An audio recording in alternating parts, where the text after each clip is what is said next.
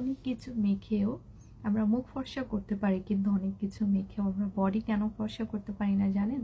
কারণ আমাদের মুখের থেকে বডির চামড়া অনেক বেশি মোটা, তার উপর আপু আমাদের বডি ভালো মতো কিন্তু ক্লিন হয় না, এবং আরও অনেক রিজন আছে। তো এই জন্য আসলে আমাদের বডি সহজে ফর্সা হতে চায় না। তো আজকে আমি এমন একটা প্রোডাক্ট আপনাদেরকে দেখাবো যেটা আপনি যে কোনো বডি লোশন বা যে কোনো বডি ক্রিমের সাথে শুধু মিক্স করে ইউজ করবেন।